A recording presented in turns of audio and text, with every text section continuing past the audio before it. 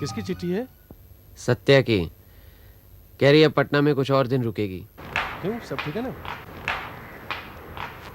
कोई मेम साहब आ रही है। मेम साहब? हाँ, ऊंची एड़ियों की आवाज।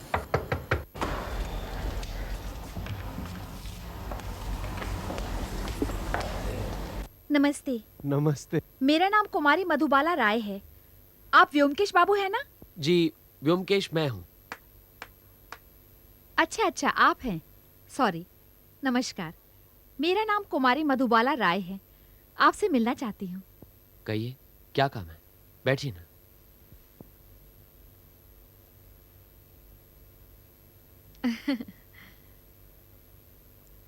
मैं पटना मेडिकल कॉलेज के अस्पताल में नर्स थी। रिटायर्ड होकर अब मैं यही कलकत्ता में रहती हूँ।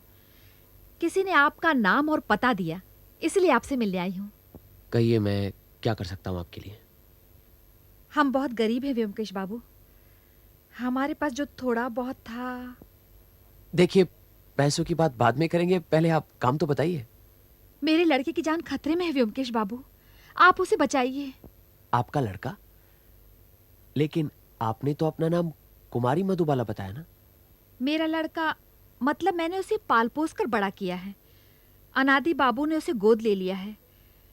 अनादि बाबू के 2 भतीजे हैं, निमाई और निताई। एक मिनट रुकिए रुकिए, ऐसे कुछ समझ में नहीं आ रहा है। आप शुरू से बताएंगी, तरतीबवार। करीब 20 साल पहले की बात है। तब मैं पटना अस्पताल में नर्स थी। एक आदमी अस्पताल में गर्भवती महिला को दाखिल करा के खुद गायब हो गया। 2 दिन बाद उसे बच्चा हुआ। वो खुद गुजर गई। उस लावारिस बच्चे को लेने कोई नहीं आया। मुझे उस पर तरस आया। मैंने उसे पाल पोस कर बड़ा किया। जब वो 5 साल का था तो मुझे एक बेनाम चिट्ठी मिली। उसमें 400 रुपये थे। उसमें लिखा था, मुझे पता है कि मेरा बच्चा तुम्हारे पास है, तुम ही उसकी परवरिश करो। कुछ रुपये भेज रहा हूं, मौका लगा तो और भी भेजूंगा। किसकी चिट्ठी थी? कुछ पता चला? नहीं, फिर कभी कोई चिट्ठी नहीं आई। मैंने भी सोचा चलो लड़के का कोई तो है, कभी ना कभी आ जाएगा। पर 7-8 साल गुजर गए, कोई नहीं आया। प्रभात बड़ा हो गया। प्रभात नाम है उसका। हमारे पड़ोस में एक जिंद साज की दुकान है, वही प्रभात काम करता है। अच्छा, तो फिर परेशानी की क्या बात है? बताती हूँ। करीब 2 साल पहले मेरे पास एक सज्जन आए। वेशभूषा से प्रतिष्ठित लगते थे। उनका नाम है अनादि हालदार। पिछले 4 महीनों से प्रभात मेरे यहाँ काम कर रहा है। मेरे सारे बही खातों में जिल्द लगाकर नया जैसे कर दिया है। पता लगा कि तुमने उसे पाला पोसा है। उसके माँ बाप का कोई पता नहीं। मेरा कोई भी अपना नहीं है। मैंने शादी नहीं की, काम में ही लगा रहा। भगवान की कृपा से कुछ पैसा है। काम ना करूं तो भी सारी जिंदगी कट जाएगी। अब मैं कलकत्ता वापस चला जाना चाहता हूं। 4 महीनों से प्रभात को देख रहा हूं। लड़का मुझे बहुत अच्छा लगता है। सोचता हूं उसे गोद ले लूं, मेरा बेटा बना लूं। तुम्हें कोई एतराज तो नहीं? प्रभात ने मुझे कहा है, लेकिन न कहो, तुम भी हमारे साथ रहोगे। मैंने कहा ना, मेरा कोई नहीं है। और फिर तुम्हारे रिटायर होने का वक्त भी तो हो गया है। हम सब इकट्ठे रहेंगे। हम तीनों करीब 2 साल से कलकत्ता में हैं। अनादि बाबू ने प्रभात को किताब की दुकान खरीद कर दी है। अनादि बाबू का एक बड़ा भाई था जो करीब 10 साल पहले गुजर चुका है। उसके 2 बेटे हैं, निमाई और निताई। दोनों बहुत पहुंचे हुए बदमाश हैं, आस्तीन के सांप। अनादि बाबू का अपने बड़े भाई से कोई संबंध नहीं था, लेकिन अपने चाचा के कलकत्ता आते ही दोनों यहां अटके। और ये दोनों भाई अपने चाचा की संपत्ति को हड़पने के लालच में प्रभात के दुश्मन बन बैठे हैं। उसे रास्ते से हटाना चाहते हैं।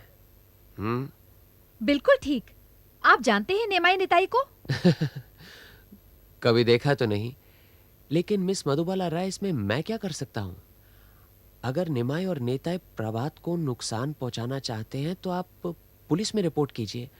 हम 24 घंटे डंडा लेकर उनके पहरेदार तो नहीं बन सकते। आप ही कोई रास्ता निकालिए ना व्योमकेश बाबू। प्रभात के अलावा मेरा कोई नहीं है। मैं अकेली औरत इस उम्र में।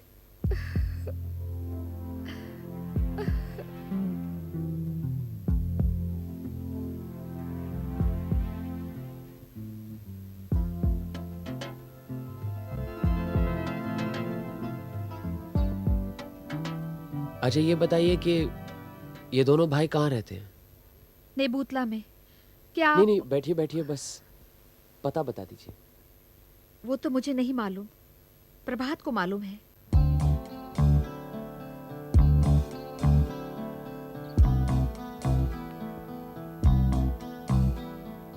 आप ही जीवन प्रभात के मालिक प्रभात कुमार राय हैं? जी, मेरा नाम प्रभात हालदार है। हाँ हाँ वही। अनादि बाबू ने आप ही को गोद लिया है ना? जी। आप? मेरा नाम ब्योमकेश बख्शी है। ओह, ब्योमकेश बख्शी। फिर तो आप जरूर अजित बाबू हैं। आपकी किताबें भी हैं हमारी दुकान में, वो देखिए। क्या चाहिए आपको? हमारे पास बहुत पुरानी पुरानी किताबें हैं। नहीं नहीं, फिलहाल तो हमें सिर्फ निमाई नेताय का पता चाहिए। क्या चाहिए? अनादि बाबू का मकान यही है? नहीं। अनादि हलदार यहाँ नहीं रहते? नहीं। शायद गलत पता मिला है। यहाँ उनके कोई रिश्तेदार, मेरा मतलब आप दोनों। आपको क्या चाहिए? आप जा सकते हैं। अगर आप उनके रिश्तेदार हैं तो क्या आप उनका पता बता सकते हैं? नहीं। आप लोगों के हाथ में बंदूक है, इसका लाइसेंस तो जरूर होगा आपके पास। आपसे मतलब? नहीं, यूं ही। चलो।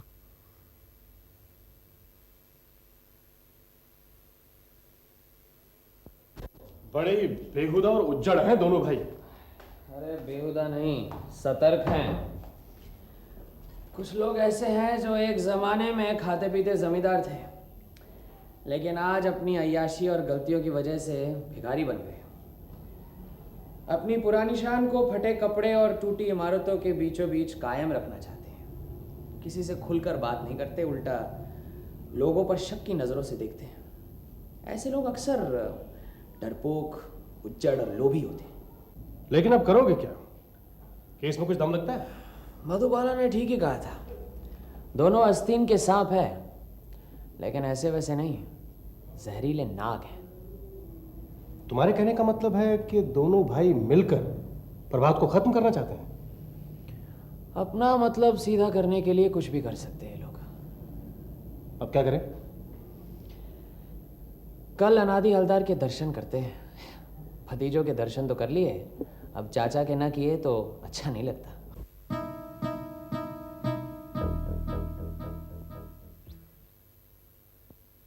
नमस्कार। नमस्कार। ये अजीत कुमार है, ईस्ट बंगाल से आए हैं। कलकत्ते में रहने के लिए मकान चाहिए इन्हें। तुम कौन हो? मैं स्टेट एजेंट हूँ, सुना था पासी में मकान बन रहा है इसलिए आ गए। मैं मकान बनवा रहा हूँ खुद रहने के लिए, बेचने या किराए पर देने के लिए नहीं। नहीं नहीं, वो तो ठीक है, लेकिन आप ठहरे व्यापारी, इसलिए अच्छा खासा मुनाफा है तो छोड़ भी सकते हैं। मैं दलालों से धंधा नहीं करता। नहीं नहीं, आप अजीत कुमार जी से बात कीजिए ना। आप? मुझे किसी से बात नहीं करनी है, कुछ नहीं बेचना है, जाओ यहाँ से। ए नपा, हटा इन्हें। हम चले चले जाएंगे। जाते हैं। हाँ।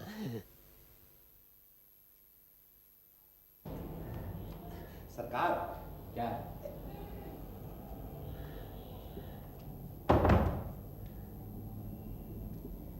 सरकार एक बंदूक है, चाहिए? 2 नाली है, रख लीजिए, कभी काम आएगी। बंदूक? अरे बंदूक का मैं क्या करूंगा, मुझे तो चलानी भी नहीं आती। अच्छा, तुम तो वहीं कहीं रहते हो ना, ये 2 नंबर बहु बाजार स्ट्रीट के अनादि हलदार को पहचानते हो? अच्छी तरह पहचानता हूँ। क्यों, उनसे भी चंदा वंदा लेते हो? अरे नहीं साहब, हाँ। 1 नंबर का कंजूस है, बस वही अब कुछ नहीं देता। पहले देता था, लेकिन अब उसे कुछ हो गया तो मैं नहीं जानता। लेकिन साहब, आप कैसे उसे पहचानते हैं? रहने दो बस यूं ही। ये लो। बंदूक लाके दूं? कोई बंदूक बंदूक नहीं चाहिए मुझे। चलो नमस्कार। नमस्कार।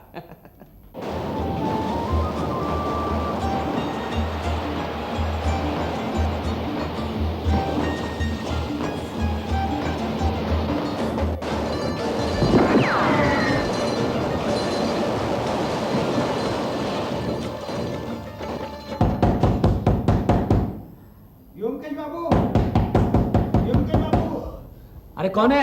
दरवाजा खोलिए, दरवाजा। क्या काम है? मैं केष्टोदास हूँ। हैं? दरवाजा खोलिए। कौन? केष्टोदास। हाँ। वो आनंद बाबू का खून हो गया। क्या? कैसे? आओ अंदर आओ, अंदर। हाँ। किसी ने गोली मार दी। मैं सच कहता हूँ, मुझे कुछ नहीं मालूम, मैं घर पर नहीं था। फिर किसे मालूम है? आप तो उनके दोस्त थे ना, उन पर हावी रहते थे। हम मैं उनके बचपन का साथी हूँ। मेरी हालत खराब थी, इसलिए मैं वो उनके घर पर रहता था। जो कुछ बताना है आप शुरू से ही बताइए। वो क्या हो गया कि आज शाम को, नहीं मतलब मेरा कल कल कल शाम को मेरा उनके साथ झगड़ा हो गया। कल वो दिवाली थी ना, काली पूजा, तो मैंने उनसे 50 रुपये मांगे थे। बस उसी बात को लेकर झगड़ा हो गया, बहुत झगड़ा हुआ। उन्होंने मुझे सिर्फ 10 रुपये दिए और बोला तू ये ले और निकल जा, फिर कभी मत आना। किस किस ने झगड़ा देखा? ये मधुबाला और नेपा ने, दोनों घर ही पर थे। फिर? मैं करीबन 1-1:30 बजे घर पर आया और देखा कि वो 1 बजे तक कहाँ थे? नहीं, आपसे झूठ नहीं बोलूँगा साहब, लेकिन मैं अड्डे पर गया था शराब पीने के लिए। वहाँ पर जुआ भी खेला, जुए के अंदर मैं 30 रुपये जीता भी, और फिर जरा इधर उधर। हाँ। घर आकर क्या देखा? वो सीढ़ियों से ऊपर जाकर देखा तो अरे यहाँ क्यों बैठे हो? केष्टो बाबू, ये आपका काम है। आपने अनाज बाबू को खून किया है। खून? कब? कहाँ? किसने? वहाँ बालकनी में जाकर देखिए।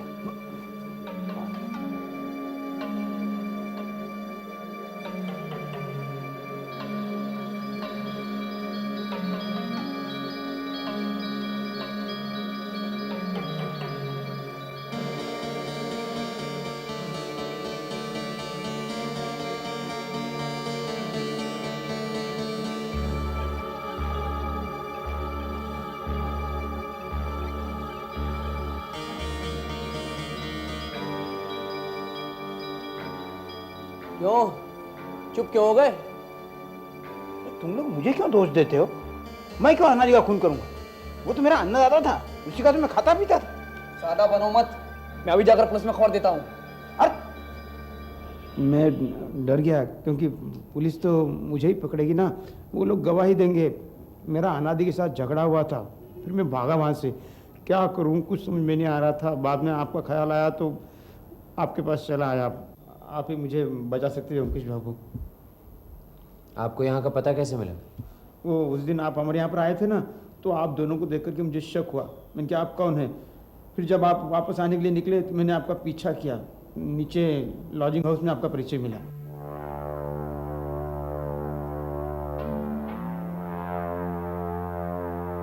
तो आपने अनादि बाबू का खून नहीं किया? नहीं अंकुश बाबू, मैं क्यों करूँगा? आप ही सोचिए, मुझे क्या फ़ायदा था? क्यों? उन्होंने तो आपको घर से बाहर निकाल दिया था। वो तो यूं ही कहा करते थे गुस्से में, निकल जा निकल जा। असल में उनकी हिम्मत नहीं थी मुझे निकालने की। अच्छा, हिम्मत नहीं थी? इसका मतलब है कि आप जरूर उनकी जिंदगी का कोई गुप्त रहस्य जानते हैं। क्यों? हाँ, मैं अनादि की सारी गुप्त बातें जानता हूँ। अगर चाहता ना तो उसे फांसी के तख्ते पर लटका देता, लेकिन वो सब रहने दीजिए। अगर ज़रूर हुई तो मैं आपको बाद में सब बता दूंगा। फिलहाल मुझे पुलिस के हाथों से बचा लीजिए, मैं हाथ जोड़ता हूँ। देखिए, आपको बचाने के लिए जानना ज़रूरी है कि असली खूनी कौन है। इसके लिए हमें अनादि बाबू के घर जाना होगा। बाप रे, मुझे भी जाना होगा? हाँ बिल्कुल। अगर आप नहीं जाएंगे तो मैं किस बिना पर जाऊंगा? लेकिन अब तक तो वहाँ पुलिस आ गई होगी। अगर आपने खून नहीं किया है तो फिर आप डर क्यों रहे हैं? अच्छा, ऐसा करते हैं, रात काफ़ी हो चुकी है, अभी तो 4 बज गए हैं। दिन निकलते ही वहाँ आ जाएंगे, वहीं पर रहिएगा आप। योगेश बाबू, आपके पास थोड़ी सी शराब मिल जाएगी? थोड़ी हिम्मत आ जाएगी। हम शराब नहीं रखते। जाइए आप यहाँ से। अभी तो सब अड्डे भी बंद हो गए होंगे।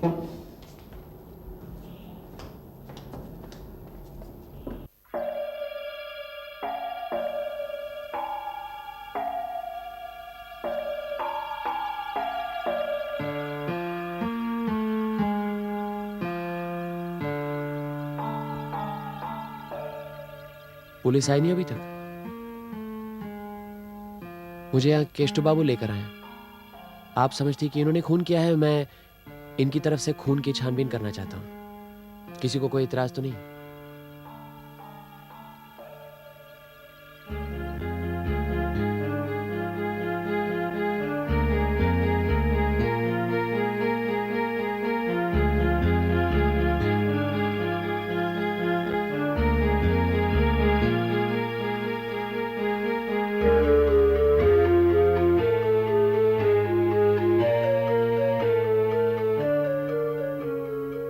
ये कहाँ की चाबी है? अनादि बाबू के कमरे में लोहे की एक अलमारी है, उसी की चाबी है। अलमारी में क्या रुपए पैसे थे? क्या पता। अनादि बाबू किसी को अलमारी में हाथ तक नहीं लगाने देते थे। अच्छा, यहाँ आने और जाने के कितने रास्ते हैं? सिर्फ एक ही है, जहां से आप आए थे। अजीत, ये रखो। आइए।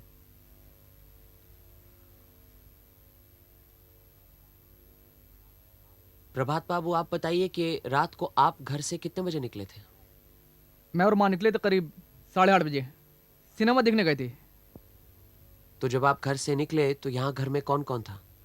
सिर्फ अनादि बाबू थे और नृपेन बाबू तो 8 बजे चले गए थे। नृपेन बाबू कौन है? अनादि बाबू के सेक्रेटरी। अच्छा, कितने दिनों से काम कर रहे हैं? करीब 4 साल से। 4 साल से? इतनी देर टिक पाए?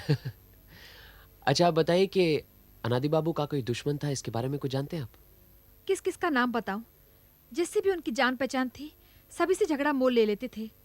झगड़ा मोल लेना उनकी आदत बन गई थी। तो घर में सबसे झगड़ा करते थे? सभी को उल्टी सीधी सुनाते थे। हम उनके अधीन हैं, इसलिए चुपचाप सह लेते थे। सिर्फ केष्टो बाबू ही कभी कभी। अच्छा, और प्रभात के साथ किस तरह का व्यवहार था? नहीं, इसको इतना कुछ नहीं कहते थे। ये जवाब नहीं देता ना, इसलिए। अच्छा, नृपेन बाबू घर से कब गए थे? करीब 8 बजे के बाद। तो रात को वापस कब लौटे? तकरीबन 1 बजे। कहाँ के रहने वाले हैं? खजूरहाट 24 परगना। खजूरहाट? ये तो रमेश मलिक की जगह है, वहीं से तो है ये। खैर, जाने दीजिए। मुझे लगता है अनादि बाबू का खून हुआ है जब कोई घर पर नहीं था। वो रात को बालकनी में खड़े आतिशबाजी देख रहे होंगे, किसी ने बाहर से उन्हें गोली मार दी। प्रभात बाबू, आपने कहा कि आप अपनी माँ के साथ सिनेमा देखने गए थे। जी, लेकिन मैंने सिनेमा नहीं देखा था। माँ को सिनेमा हॉल में बैठाकर मैं सीधे अपनी दुकान चला आया था। 8:30 बजे रात को आप अपनी दुकान पर गए थे? जी, दिवाली की रात थी। दुकान को रोशनी से सजाया था।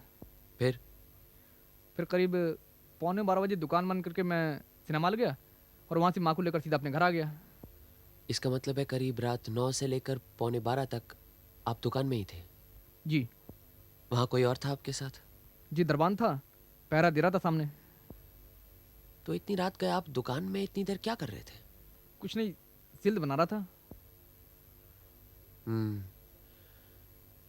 ठीक है, अनादि बाबू की अलमारी देख लेते हैं। चलो।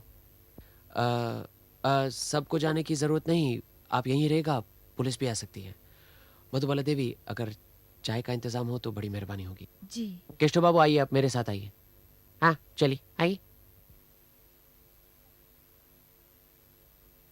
आई बस ये।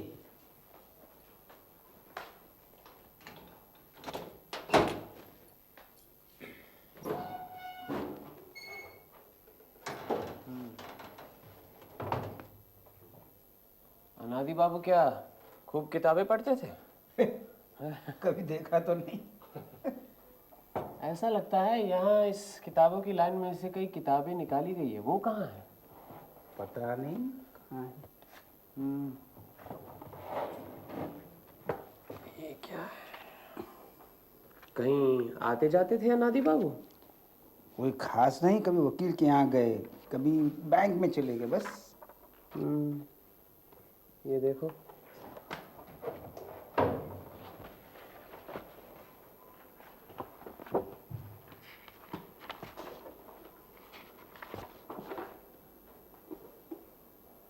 दयाल हरी मजूमदार ये कौन है? इनकी लड़की से प्रभास शादी करना चाहता था, लेकिन अनादि बाबू राजी नहीं थे। क्यों? लड़की अच्छी नहीं थी? पता नहीं, लेकिन सुना है गाना बहुत अच्छा गाती है। अच्छा। लेकिन यहाँ पर तो पढ़कर ऐसा लगता है उन्होंने 5,000 रुपए दिए थे। क्या उधार पर दिए थे? हैंड नोट है? हो सकता है जिस आदमी को 5,000 रुपये उधार दिए हैं उससे रिश्ता नहीं करना चाहते हो। वैसे पैसे के मामले में बहुत चौकस थे। अच्छा। हाँ। इस पर तारीख भी 1 महीने पहले की है। शादी की बात तब चल रही थी? शायद उसी वक्त। अजीत, जरा ये दयाल हरी मजूमदार का पता नोट करना। हाँ बोलो। ये लिखा है 13/3 रामतनु लेन, शाम बाजार। ठीक।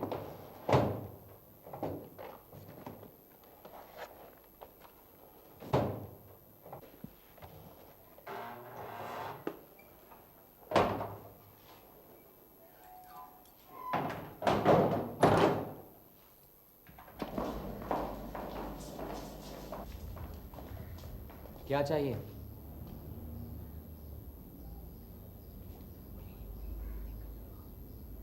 आप कौन है? मुझे इस परिवार का दोस्त समझिए।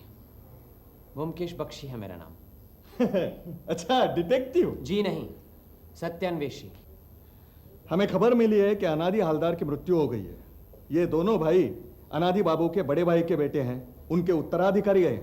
अपने चचा के जायदाद पर कब्जा करने के लिए यहाँ आए। आप इन परिवार के लोगों को सबको कह दीजिए फौरन ये मकान खाली कर दे। मकान खाली कर दे? लेकिन आप कौन है ये तो पता चले। मैं इनका वकील हूँ, कामिनी कांत मुस्तफी। वकील? तो वकील बाबू, आपको मालूम होना चाहिए कि अनादि हवलदार के उत्तराधिकारी ये 2 भतीजे नहीं हैं। उन्होंने संतान गोद ली है। वाह, आप जब इस परिवार के दोस्त हैं तो आपको भी ये मालूम होना चाहिए कि अनादि बाबू ने कोई भी संतान गोद नहीं ली है। गोद लेना सिर्फ जुबानी नहीं चलता, बाकायदा कोर्ट में रजिस्ट्री करनी पड़ती है, कानूनी कार्रवाई करनी पड़ती है।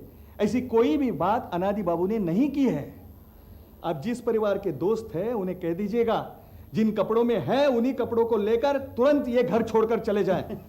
एक कानी कौड़ी भी साथ में नहीं ले जा सकते। यहां पर जो भी कुछ है वो मेरी मुवक्किल की संपत्ति है। ये बात है। सोचा होगा धमकी देकर अनादि बाबू की जायदाद हड़प लेंगे, लेकिन जायदाद हथियाना इतना आसान काम नहीं है वकील बाबू। गोद ली हुई संतान अगर गैर कानूनी है तो कानूनन साबित करना होगा, सक्सेशन सर्टिफिकेट लेना होगा, तब कहीं जाकर कब्जा मिलता है, समझे? अगर आपने इसी वक्त घर नहीं छोड़ा तो हम पुलिस बुलाएंगे। पुलिस को बुलाने की जरूरत नहीं है, पुलिस खुद ही आ रही है। आप ये बताइए कि अनादि हवलदार गुजर गए हैं, ये आपको इतनी जल्दी कैसे पता चला? अब तक तो 2 घंटे भी नहीं हुए। 2 घंटा? चाचा जी मरे तो रात को 11। हाँ, रात को 11 बजे। ये आपको कैसे पता लगा? आप क्या वहीं मौजूद थे, हाथ में बंदूक लिए? तुम दोनों चुप रहोगे? हाँ, जो कुछ कहना है मैं कहूंगा।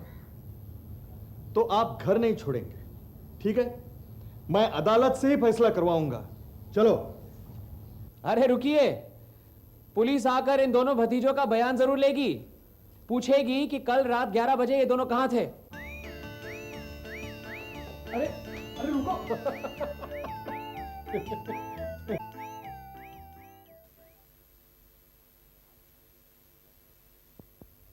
आप कानूनन अनादि बाबू के दत्तक नहीं है, ये आपने पहले क्यों नहीं बताया?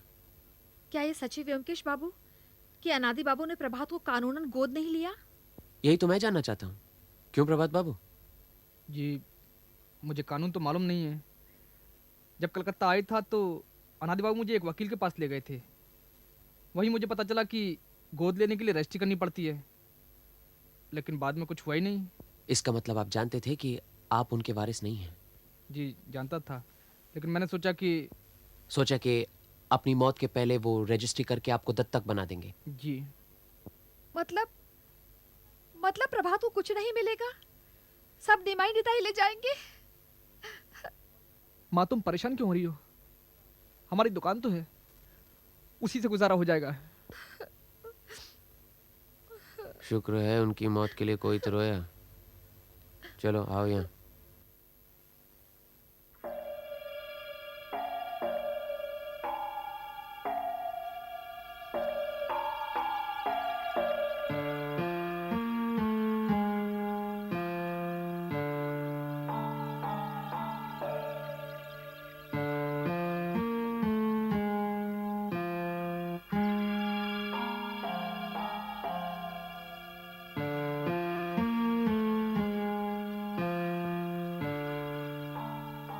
ये रहने दो, चाय कुछ जमी नहीं।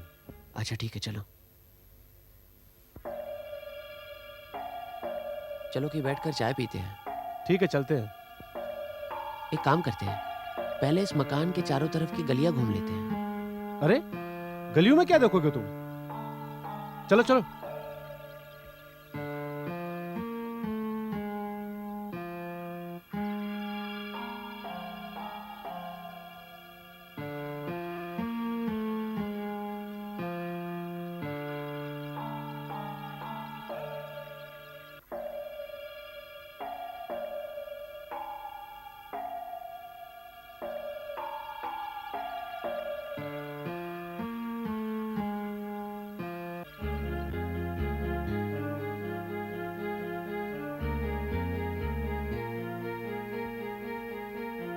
किसकी चाबी है?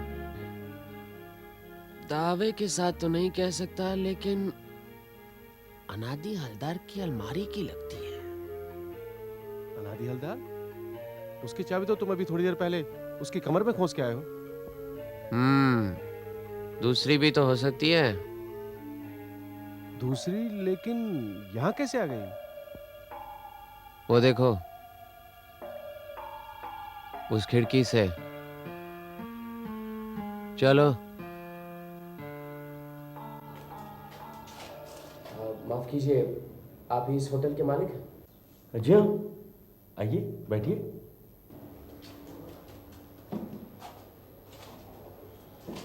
कहिए।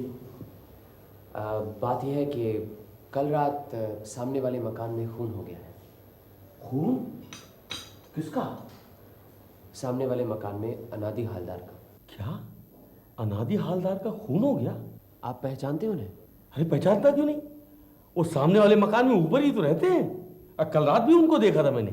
अच्छा, कहाँ? अरे वहीं अपनी बालकनी में खड़े दिवाली की आतिशबाजी देख रहे थे। आप कुछ खुलासा बता सकेंगे? देखिए, मैं उनके खून के बारे में छानबीन कर रहा हूँ। मेरा नाम व्योमकेश बख्शी है। हो, तो आप व्योमकेश बाबू हैं। ओह भाग्य हमारे। अरे गणेश, जल्दी से चाय आमलेट लेके आना। नहीं, आप तकल्लुफ मत करें, हम अभी तो आप ही की होटल में खा पी चुके हैं। अरे ऐसे कैसे हो सकता है?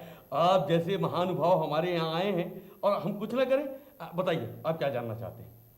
जो भी आप जानते हैं, जो कुछ भी आप बता सकते हैं। जी, मैं यहीं रहता हूँ। एक कमरा मेरा है और दूसरे कमरे में कुछ लड़के रहते हैं। तकरीबन 7 लोग होंगे। 2 लड़के दिवाली की छुट्टी के लिए घर चले गए और 2 दिवाली की रोशनी देखने के लिए शहर में चले गए।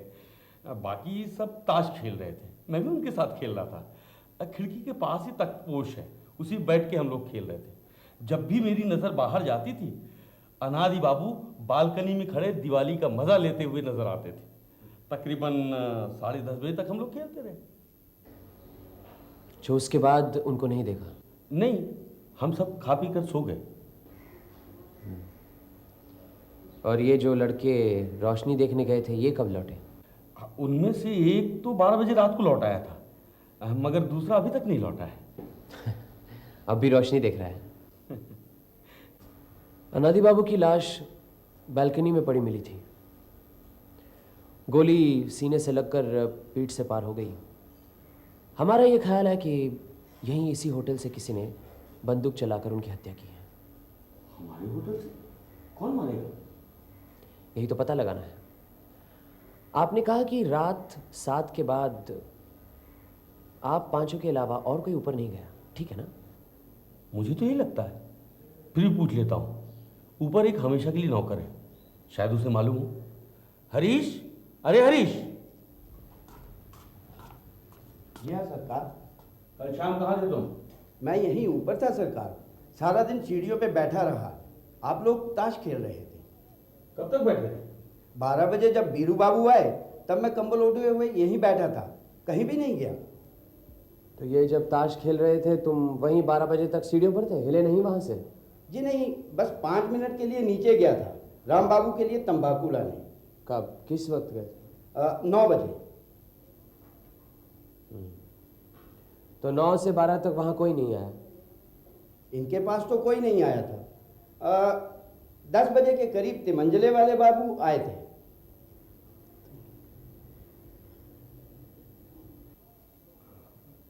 अरे हाँ, तिमंजले में एक किराएदार रहता है। वहाँ एक छोटा सा कमरा है। वो वहाँ रहता नहीं, खाना भी नहीं खाता है, बस सुबह शाम चक्कर लगा जाता है। क्या नाम है उसका? नाम नित्यानंद घोषाल।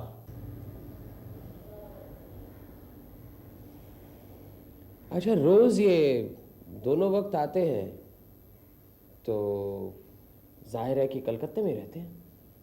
कितने दिनों से हैं यहाँ पर? करीबन 6 महीने से। वक्त पर किराया दे देते हैं, कोई खटपट नहीं। दिखने में कैसे? गोल बटोल ठिगने से। नित्यानंद बाबू जो 10 बजे आए तो क्या तुमसे कोई बात नहीं हुई? जी नहीं, वो बातचीत करते ही नहीं, बैग लेकर सीधा तिमंजले चले जाते हैं। बैग? जी हाँ, वो जब भी यहाँ आते हैं उनके हाथ में एक चमड़े का बैग रहता है। कितना बड़ा बैग है? लंबा सा, तमाशे वाले जैसे बांसुरी बैग में रखते हैं ना, हाँ। ठीक वैसा ही। अच्छा, क्लैरिनेट रखने का बैग उसी तरह का होगा। तो ये क्या अपने कमरे में बाजा बजाते थे कोई? बजाते हुए तो मैंने उन्हें कभी नहीं सुना। तो वापस फिर ये कितने बजे गए? 1 घंटे के बाद, बहुत जल्दी में थे, दनदनाते हुए उतरे और चले गए। ठीक है, जाओ, आप जाओ। जी। क्या हम ऊपर के कमरे देख सकते हैं? जी हाँ, क्यों नहीं?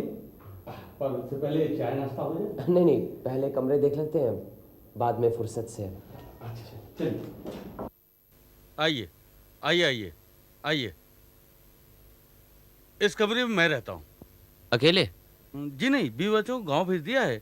आजकल यहाँ की जो हालत है। अच्छा किया। और ये बड़ा हॉल है, यहाँ 7 जने रहते हैं। देखेंगे आप? नहीं, समझ लीजिए देख लिया। चलिए ऊपर चलते। छत पे आइए आइए।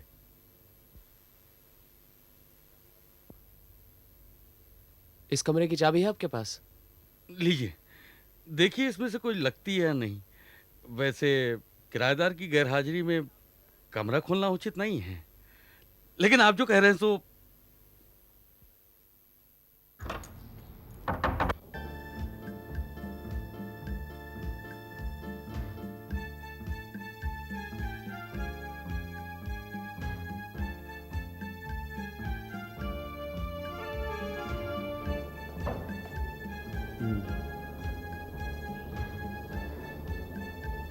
रात को करीब 11 बजे रास्ते पर पटाखे फोड़े जा रहे हैं। चारों तरफ बम फटने की आवाज आ रही है।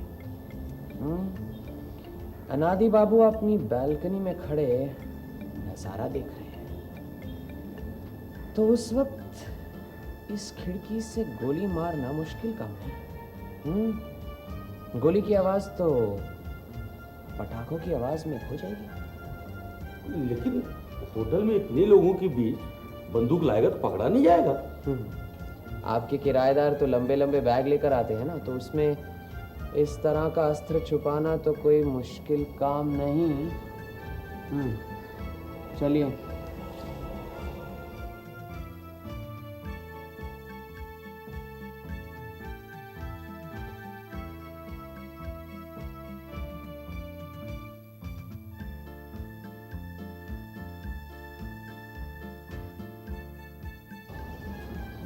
ये तो हाल ही में गिरा लगता है। ये कमरा क्या रोज साफ होता है? नहीं, कमरा खुला नहीं होता। ये प्लस्तर जो गिरा है, आप क्या बता सकते हैं कब गिरा? नहीं, लेकिन 6 महीने पहले जब कमरा दिया था तो सफेदी करा कर दिया था। उस समय कुछ टूटा फूटा नहीं था। अजीत, हाँ? इस पलंग को खड़ा करो।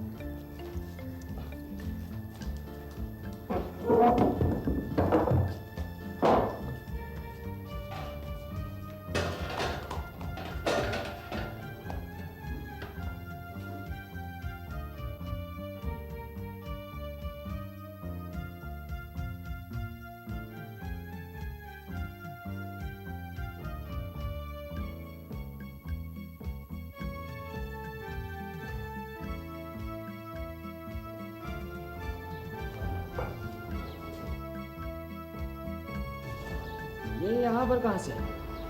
और आई तो फिर कब आई? यहाँ इस कमरे में क्या किसी ने बंदूक चलाई थी? ये जो खिड़की है क्या ये हमेशा खुली रहती है? नहीं, खुली तो नहीं रहती, लेकिन कब्जा खराब हो गया, मरम्मत करवानी। अनादि बाबू अगर अपनी बैल्कनी से खिड़की की तरफ गोली चलाएं तो यहाँ दीवार पर आ सकती है, या फिर